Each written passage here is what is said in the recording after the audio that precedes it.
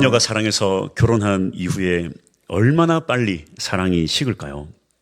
미국 카네기 멜론 대학교 경제학 교수진에서 연구한 결과에 따르면 여성이 남성보다 배우자에 대한 사랑이 더 빨리 식는다라는 연구 결과가 나왔습니다. 여성은 결혼한 지 3년 이상이 되면 2년 미만일 때보다 사랑을 느끼는 빈도가 60%나 낮아지는 것으로 나타났습니다. 반면에 남성은 2년 미만에서 3년 이상이 되어도 사랑의 감정 차이가 0.4%밖에 차이가 나지 않는다라고 합니다. 특히 결혼 생활이 길어질수록 여성은 이 남성에 대한 사랑의 감정이 80%까지 떨어지는 반면에 남성의 감소폭은 30%로 훨씬 적다고 합니다. 이러한 요인으로는 첫 번째, 남성보다 여성이 상대방의 단점과 실망스러운 면에 더 큰 영향을 받기 때문이고, 두 번째로 자녀가 태어남에 따라 남성은 큰 변함이 없는 반면에 여성은 남편을 사랑했던 감정이 자녀에게 쏠리기 때문이라고 합니다. 그렇다면 이렇게 식어버린 부부의 사랑은 어떻게 회복할 수 있을까요? 영국의 극작가인 서머셋 mom은 이런 말을 했습니다. 부부 사이의 애정은 서로에 대해 완전히 역겨워진 이후에 다시 솟아나기 시작한다. 부부 생활 초기에 서로를 향한 이상과 환상이 다 깨어지고 난 이후에 현실적인 관계 속에서 서로를 다시 이해하고 받아들이는 과정 속에서 진정한 부부애를 형성하게 된다고 합니다. 그래서 크리스티안 루이스라는 사람은 결혼에 대해 이런 말을 남겼습니다. 결혼이란 상대를 완벽하게 만드는 것이 아니라 서로의 부족함을 섬김으로 채워가는 여정이다. 진정한 사랑은 뜨거운 감정이 아니라 서로 노력하며 서로 섬기는 것입니다. 요셉하면 떠오르는 단어가 많이 있습니다. 그가 꿈을 꾸었기 때문에 꿈이란 단어도 떠오르고, 특히 창세기 39장을 보면 말도 안 되는 고통 속에서 계속해서 나오는 단어가 무엇입니까? 바로 형통이라는 단어입니다. 창세기 39장 2절, 여호와께서 요셉과 함께 하심으로 그가 형통한 자가 되어 그의 주인 애굽 사람의 집에 있으니, 2절을 원어로 보면 제일 앞에 바라는 접속사로 시작을 합니다. 그 바는 그러나인데요. 비록 요셉이 인신만 매매를 당해 노예로 팔려갔지만 그러나 요셉은 형통했다. 그 이유가 명확하게 나옵니다. 여호와께서 요셉과 함께 하셨기 때문입니다. 3절은 더 나아가 그의 주인 보디발도 여호와께서 요셉과 함께 하심을 보았으며 여호와께서 형통하게 하시는 것을 이 보디발의 눈에 보였다라고 합니다. 이후에 감옥에 갇혔을 때도 마찬가지입니다. 창세기 39장 23절, 간수장은 그의 손에 맡긴 것을 무엇이든지 살펴보지 아니하였으니 이는 여호와께서 요셉과 함께 하심이라. 여호와께서 그를 범사에 형통하게 하셨더라.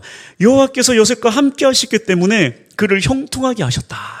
이러한 형통을 통해 우리가 믿는 여호와 신앙의 특징이 무엇인지 알 수 있습니다.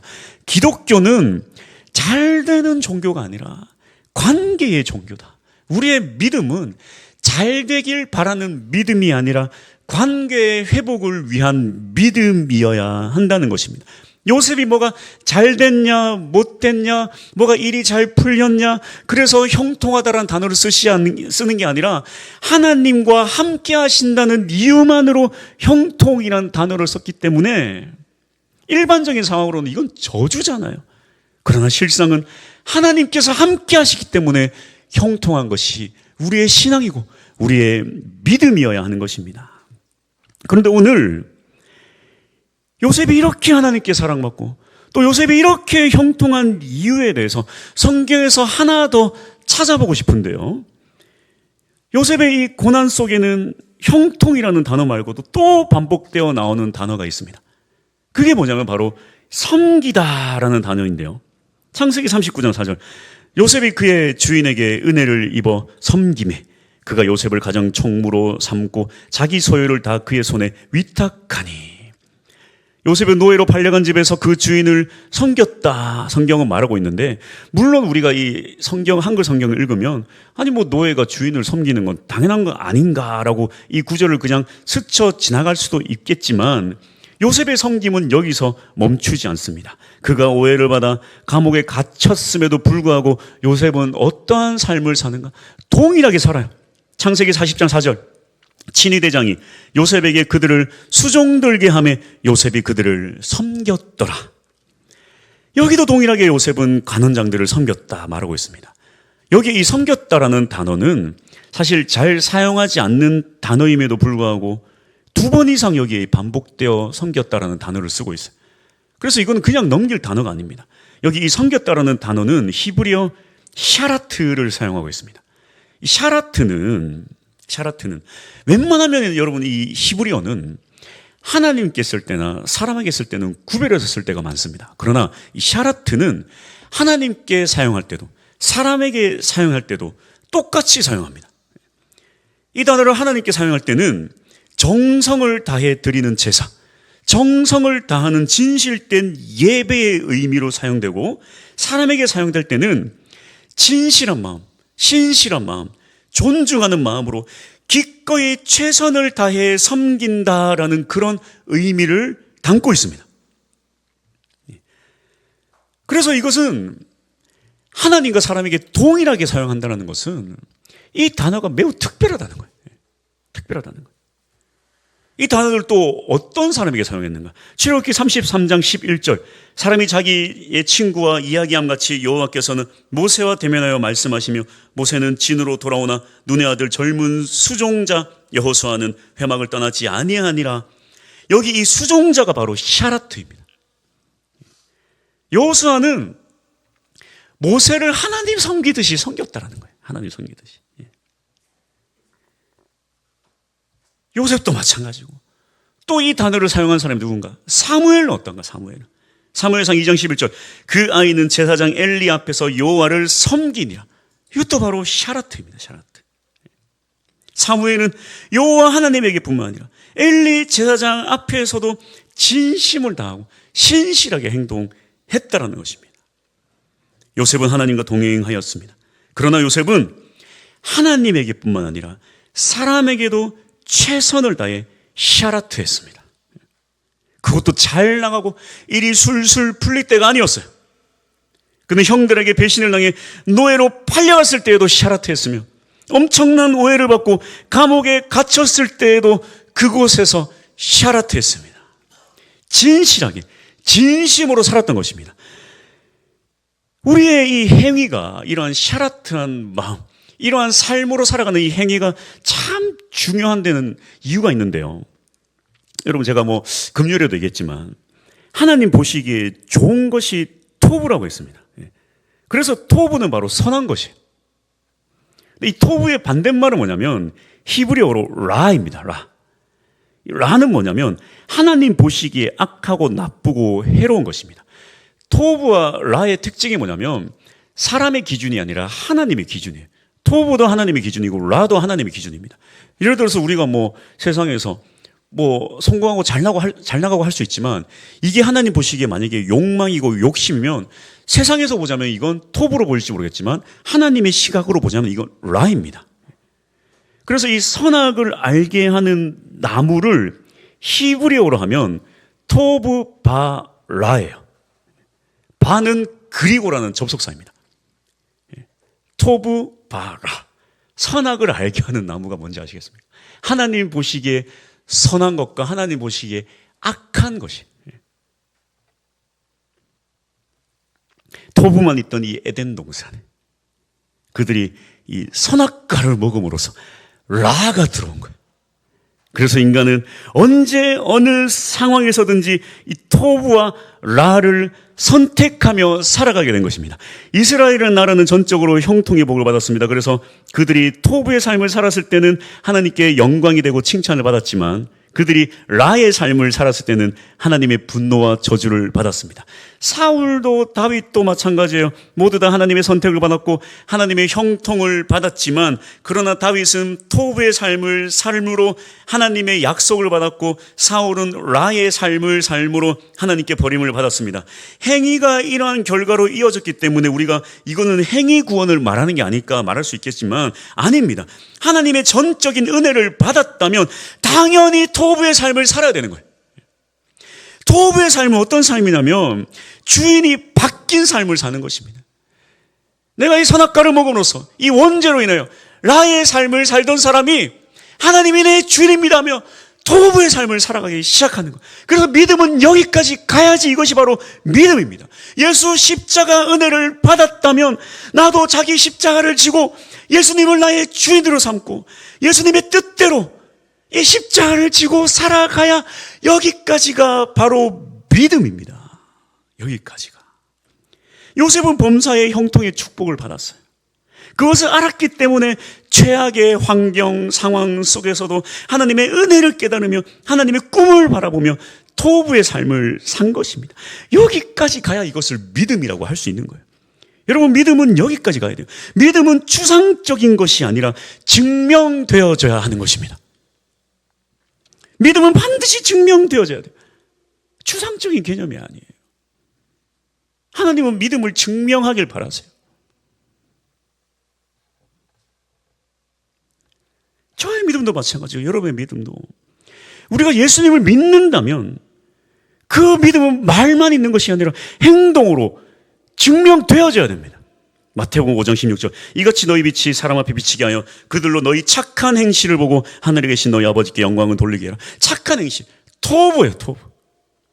증명되어져야 돼요, 믿음의 삶이. 그러한 증명하며 살아가는 삶이 바로 샤라트의 삶, 섬김의 삶이라는 것입니다. 진심을 다해 진실로 살아가는 것입니다. 그렇다면 우리는 어떻게, 누구에게 그런 삶을 살아야 되는가? 첫 번째로 다 같이 한번 따라해 볼까요? 자, 시작. 하나님을 섬기는 삶. 먼저는 하나님을 섬겨야 돼요. 샤라트 하나님께 적용하면 예배입니다. 예배. 진실된 예배, 정성을 다한 예배. 이렇게 반복적으로 샤라트란 단어를 사용하며 하나님께 진실되게 나아갔던 사람 누군가, 바로 사무엘입니다. 사무엘은 아까 본 사무엘상 2장 11절에도 여호와를 섬기다라고 하였는데 18절에도 동일하게 이 단어가 또 나옵니다. 사무엘은 어렸을 때에 세마포 에봇을 입고 여호와 앞에서 섬겼더라. 그런데 이 말씀과 대조되는 말씀이 바로 앞에 17절에 있죠. 이 소년들의 죄가 여호와 앞에 심히 크면 그들이 여호와의 제사를 멸시함이었더라. 여기 이 두 구절에서 노골적으로 대조하고 있는 단어가 바로 여호와 앞에입니다. 사무엘은 여호와 앞에서 샤라트, 진심을 다해 섬겼다면 이 소년들, 제사장들 홈리와 비나스는 여호와 앞에서 죄가 심히 컸다. 죄가 심히 컸다.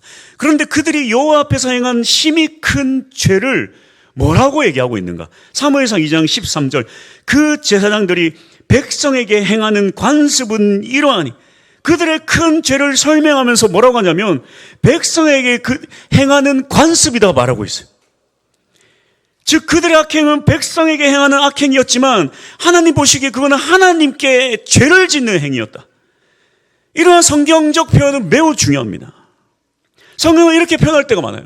사람에게 하는 행동을 하나님께도 하는 행동이다라고 표현할 때가 참 많다는 것입니다. 잠언 14장 31절, 가난한 사람을 학대하는 자는 그를 지으신 이를 멸시하는 자요, 궁핍한 사람을 불쌍히 여기는 자는 주를 공경하는 자니라. 가난한 사람을 학대했는데 창조주를 멸시하는 자다. 궁핍한 자를 불쌍히 여겼더니 주님을 공경하는 자다. 그렇게 표현하고 있어요. 예수님도 마찬가지입니다. 마태복음 25장 40절, 너희가 여기 내 형제 중에 지극히 작은 자 하나에게 한 것이 곧 내게 한 것이니라. 그래서 다윗도 범죄한 후에 어떻게 기도합니까? 시편 51편 4절, 내가 주께만 범죄하여 주의 목전에 악을 행하였사오니. 밧세바를 범하고 우리아를 죽인 이후에 그는 사람에게 잘못했지만 하나님께 죄 지은 것을 회개했습니다. 이것은 사람하고 관계 상관없고 하나님에게만 회개한다, 그런 의미가 아니라 자신의 죄가 사람과 동시에 하나님에게도 죄를 범하였음을 그가 고백하고 있는 거예요. 그리스도인들이 종종 잘못하는 부분이 바로 이 부분입니다.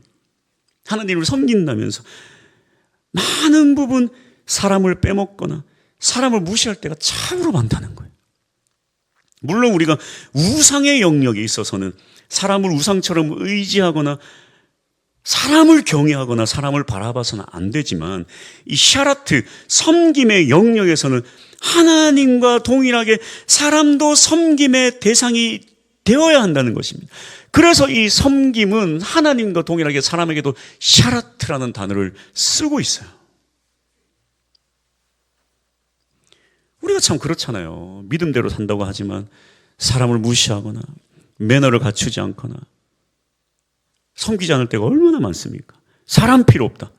오직 하나님만 바라본다. 물론 의지할 분은 하나님밖에 없지만 섬김에 있어서는 하나님께 행하는 것과 동일하게 사람에게 행해야 한다는 것입니다. 이것을 부부에게 적용해도 마찬가지예요. 제가 말씀을 준비하면서 그런 생각을 해봤습니다. 저도 한 18년, 19년 결혼 생활을 했는데 생각을 해봤어요. 제가 우리 아내한테 했던 것들이 그대로 다 하나님에게 한 행동이라 생각하니까 아찔한 거예요. 얼마나 내가 소리를 질렀나 모르겠어요. 네. 막 우월하고 막 뭐라 그러고. 네. 하나님께 그렇게 했다고 생각하니까 제가 너무 아찔해. 너무 아찔해. 네. 너무 아찔해. 저만 그렇습니까? 오늘 이 말씀을 의지하자면 부부가 서로에게 하는 행동도 사실 하나님께 하는 행동입니다. 교회 공동체도 마찬가지. 서로가 서로에게 하는 행동은 바로 하나님 아버지께 하는 행동입니다. 우리는 결국에 서로가 서로를 진실로 진심으로 샤라트해야 그것이 바로 하나님 아버지에 대한 행동이며 믿음입니다. 할렐루야. 그래서 우리는 좀 더 이 섬김에 대해서 배워나가기 원하는데 요셉의 섬김에 대해서 오늘 한 번 더 살펴봤으면 좋겠습니다. 두 번째 볼 것은 요셉의 섬김인데요. 요셉은 그렇다면 어떻게 이렇게 섬김의 자세를 항상 유지할 수 있었을까? 요셉은 17세에 형들로부터 미움을 받고 애굽에 팔려가게 됩니다. 그리고 30살에 총리가 되기까지 13년 노예 생활에 이어서 또 감옥 생활을 하게 되었는데요. 그러한 고난의 기간 동안에 인고의 시간은 참 만만치 않았습니다. 특히 보디발의 아내로부터 오해를 받고 갇히게 된 이 감옥은 왕의 죄수를 가두는 감옥입니다. 이 말은 왕의 명령이 없이는 그 감옥에서 나올 수 없는 감옥이에요. 근데 도대체 왕이 요셉을 알기나 합니까? 요셉은 출소가 불가능해요. 얼마나 절망적인 상황입니까? 그러한 상황 속에 요셉의 행동은 어떻습니까? 창세기 40장 4절 친위 대장이 요셉에게 그들을 수종들게 하며 요셉이 그들을 섬겼더라. 여기 우리가 한글 성경만 보면 수종들게 했으니까 섬겼더라 이렇게 말하니까 이 섬겼더라는 단어가 굉장히 퇴색됩니다. 그런데 여기 이 수종들게라는 히브리 원어를 보면 파카드라고 해요. 파카드. 근데 이 파카드는 수종든다는 그런 의미로 쓰는 용법이 아닙니다. 구약에서 이 파카드 용법은 대부분 어떤 때 쓰냐면 하나님이 사람에게 무언가를 내리실 때 쓰는 단어예요. 그래서 의미상 번역은 굉장히 다양합니다. 하나님이 사람에게 벌을 내리실 때도 파카드, 또 하나님이 사람에게 죄악을 갚아주거나 보살펴주거나 지켜보거나 헤아려 보거나 돌아보거나 다양한 의미로 번역되지만 이 모든 것은 사실 하나님이 사람에게 무언가를 해 주실 때 쓰는 단어가 바로 이 파카드입니다. 파카드. 이게 지금 아랫사람이 윗사람한테 뭘 섬길 때 쓰는 단어가 아니라는 거예요. 근데 잘 보십시오. 보디발은 요셉을 어떻게 알고 있습니까? 창세기 39년 3절 그의 주인이 여호와께서 그와 함께 하심을 보며 또 여호와께서 그의 범사에 형통하게 하심을 보았더라. 즉 친위 대장 보디발은 알고 있었어요. 하나님께서 요셉과 함께 하신다는 걸 알고 있었습니다. 그래서 지금 보디발은 요셉에게 이 두 관원장을 파카드하라 지시한 거예요. 지금 이 두 관원장이 왕한테 잘못을 했어요. 뭘 잘못했는지 모르겠지만 지금 왕이 화가 많이 났어요. 노발대발해서 두 관원장을 가둬버렸습니다. 그래서 지금 이 친위 대장이 친히 요셉에게 이 둘을 파카드하라 지시한 거예요. 너 하나님이 함께하지 않냐? 너 하나님의 눈으로 이 둘을 지켜봐라, 눈여겨봐라 지시한 것입니다. 그런데 요셉이 이 둘을 어떻게 했는가? 그런 의미로 이 사절을 다시 한번 보면 친위 대장이 요셉에게 그들을 수종들게 파카드하게 하며 요셉이 그들을 섬겼더라. 이해되십니까? 친위 대장은 요셉에게 그들을 파카드하라고 지시했지만 요셉은 그들을 샤라트했다. 샤라트했다. 하나님의 눈으로 이 둘을 감시해 했더니 진실로 잘 대해주고 섬겼다라는 거예요. 실제로 요셉은 그들의 얼굴 빛까지도 살펴보고 마음까지도 들여다봤습니다. 창세기 40장 6절에서 7절. 아침에 요셉이 들어가 보니 그들에게 근심의 빛이 있는지라. 요셉이 그 주인의 집에 자기와 함께 갇힌 바로의 신하들에게 묻되 어찌하여 오늘 당신들의 얼굴에 근심의 빛이 있나이까. 지금 요셉이 그럴 팔자입니까 지금. 자기 인생도 지금 깎아봤는데. 그런데 그들을 살펴보고 얼굴 빛을 보고 아이고 오늘 얼굴이 왜 이래요. 돌아보고 있다는 거예요. 결국 여러분 어떻게 됩니까? 이 일을 계기로 요셉은 바로왕 앞에 나아가게 되고 결국은 애굽의 총리의 자리에 앉게 됩니다. 우리의 삶에 이런 하나님의 능력과 기적이 일어나길 소망합니다. 여러분 그러기 위해서는 이 요셉의 섬김을 배워야 해요. 사실 이것은 섬김의 문제가 아니라 믿음의 문제입니다. 그냥 믿음의 문제가 아니라 절망 가운데 낙심치 않고 온전히 하나님을 의지하는 믿음의 문제라는 것입니다. 여러분 왜 우리는 요셉과 같은 기적을 경험하지 못할까요? 왜 이 요셉의 섬김이 어려울까요? 과연 내가 이런 일을 겪으면 어떻게 행동할까요? 손목을 몇 번 끊고 밧줄 매달아서 몇 번을 목에 걸었다 말았다 걸었다 말았다 또 칼을 갈면서 내가 나를 노예로 판 형들 내가 반드시 죽인다. 내가 보디발 안에 죽인다. 내가 보디발 나를 안 믿고 감옥에 가던 내가 보디발 죽인다. 그러면서 이를 부득부득 갈면서 살고 있지 않겠습니까? 잘 보십시오. 아무리 사람이 좋은 환경에 살더라도 내 인생, 나의 괴로움, 나의 한숨, 내 고민, 내 좌절 그렇게만 살아간다면 여러분 결코 인생은 샤라트의 인생을 살아갈 수 없어요. 불가능합니다. 내 인생이 힘들어 죽겠는데 누구를 섬기고 누구를 진실로 대합니까?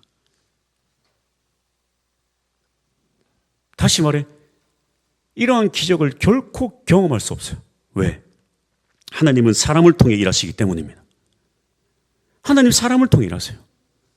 그런데 자기 문제에만 빠져 있는데 어떻게 샤라트의 삶을 살아갈 수 있으며 사람을 통해 어떠한 일들을 겪을 수 있겠습니까?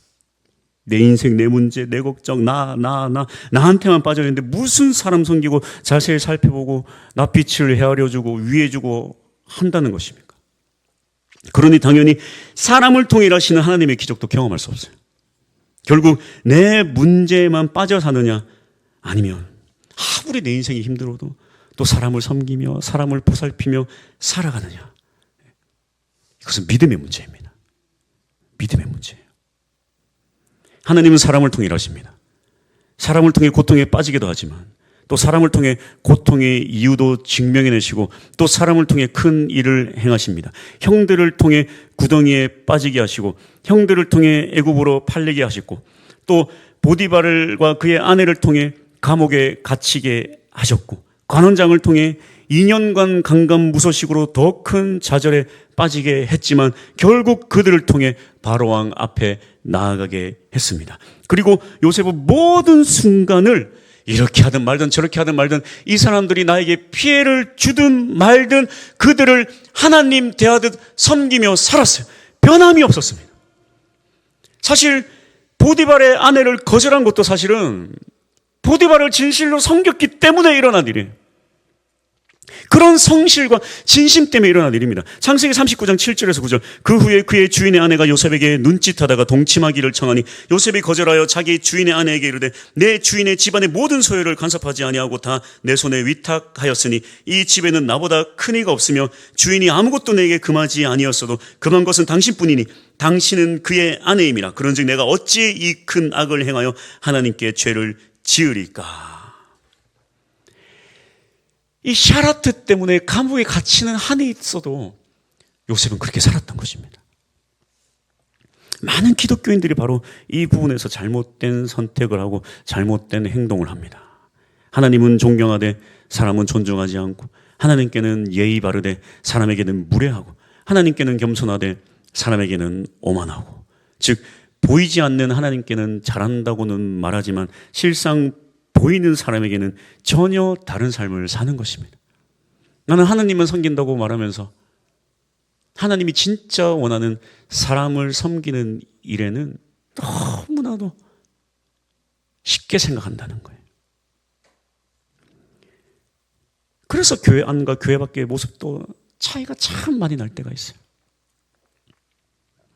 사람을 의지하지 않는다는 그런 믿음까지는 좋은데 그것을 넘어서 사람 자체를 무시하고 살아갈 때가 참 많다는 것입니다. 요셉에게 배우는 그리스도인의 자세는 바로 이것입니다. 사람과 하나님과 사람에게 샤라트하는 삶을 살아가는 것입니다. 결론입니다.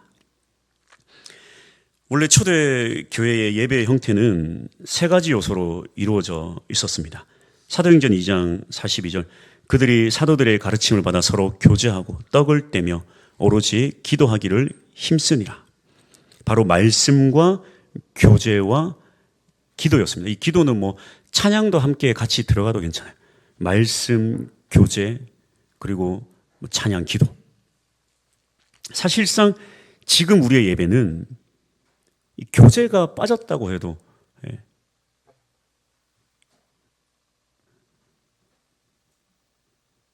교제가 빠졌죠. 빠졌습니다. 변질됐죠. 초대교회에 비해서. 그래서 지금의 예배는 어떤 공동체의 영성보다는 개인의 영성을 더 추구하고 강조하는 경향이 있습니다. 그러나 성경은 그걸 말하고 있지 않아요. 그걸 말하지 않습니다. 초대교회 때 그 무엇보다 중요한 예배의 본질은 바로 교제였습니다. 그래서 바울은 이 교제가 무너진 고린도 교회에 대해서 아주 강하게 꾸짖어요. 고린도전서 11장 21절에서 22절. 이는 먹을 때에 각각 자기의 만찬을 먼저 갖다 먹음으로 어떤 사람은 시장하고 어떤 사람은 취함이라. 너희가 먹고 마실 집이 없느냐? 너희가 하나님의 교회를 업신여기고 빈궁한 자들을 부끄럽게 하느냐? 내가 너희에게 무슨 말을 하랴? 너희를 칭찬하랴? 이것으로 칭찬하지 않노라. 성만찬하며 교제를 나눌 때 먼저 주인 된 사람들, 부자 된 사람들이 먼저 와서 맛있는 거 다 먹고 좋은 거 다 먹고, 집에 하인들, 조금 그런 사람들 일 다 하고 늦게 오니까 먹을 거 하나도 없고, 너희가 집이 없냐? 너희가 먹을 게 없냐? 너희만 먹냐? 왜 너희만 먹어? 잘못된다. 예배에 실패라는 거예요. 예배 실패라는 것입니다. 지금 우리의 예배들도 사실 축도로 예배가 끝났다고는 하지만 사실 이 초대교회의 영성을 가지고 와서 대비한다면 축도 이후에 성도의 교제와 나눔까지도 다 예배예요. 예. 예배에 실패한 사람은 어떤 사람입니까? 그래서 내 인생, 내 근심, 내 고통 다 끌고 와서 가지고 사람 다 필요 없고 내 문제, 내 걱정. 그 사람 만나면 자기 얘기만 하다가 집에 가는 거예요. 예배 실패한 거예요. 예배 실패한 겁니다. 어디까지 가야 됩니까? 내 인생 힘들죠. 고통스럽죠. 요셉처럼 감옥에 갇혔죠. 노예로 팔렸죠. 괜찮아요. 그래도 아이고 오늘 낯빛이 왜 그렇습니까? 무슨 걱정 있습니까? 여기까지 가야 예배가 성공이라는 거예요. 여기까지 가야. 그래서 축도로 예배 끝 아닙니다. 예, 이후에 나누셔야 돼요. 나누셔야 돼요. 나 하지 말고 아이고 당신은 아이고 지금 무슨 문제가 있냐? 예? 아이고 얼굴이 오늘 우리 진우 그냥 군대 생활 잘했냐? 요즘 뭐 문제 없냐? 어떻게 경상남도 고성으로 안 가고 강원도 고성으로 갔냐? 그래, 괜찮다. 서로 돌아보고 여기까지가 예배예요. 여기까지가 개인의 영성만이 예배가 아니라 여기까지 가야 예배. 그래서 샤라트는 하나님에게만 쓰는 단어가 아니라 사람에게까지 쓰는 단어입니다. 이 사실을 반드시 기억하십시오. 삶의 예배가 성공하는 방법은 바로 이것입니다. 하나님만 바라본다. 아니에요. 가정 안에서 부부무시하면서 하나님만 바라보는 가정들이 얼마나 많습니까? 그건 믿음 아닙니다. 내 남편에게, 내 아내에게 최선을 다한 다음에 내 삶이 예배를 드렸습니다. 그렇게 해야 그게 예배예요. 그게 예배입니다. 다 필요 없어. 남편 필요 없고 마누라 필요 없고 하나님만. 예배 이미 끝났어요. 그건 하나님 원하는 샤라트가 아니에요. 당장 집에 가서 서로 사랑하십시오. 아멘이 안 나와가지고 이거 오늘 무슨 오늘 설교 끝났네 이거 어떡하냐. 정말 집에 가서 사랑하십시오. 오늘 설교가 안 먹히네.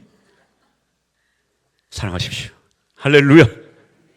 우리 모든 삶에서 사람과 사람들에게 샤라트함으로 예배를 성공할 수 있는 우리 모두가 될 수 있기를 축복합니다. 찬양하겠습니다.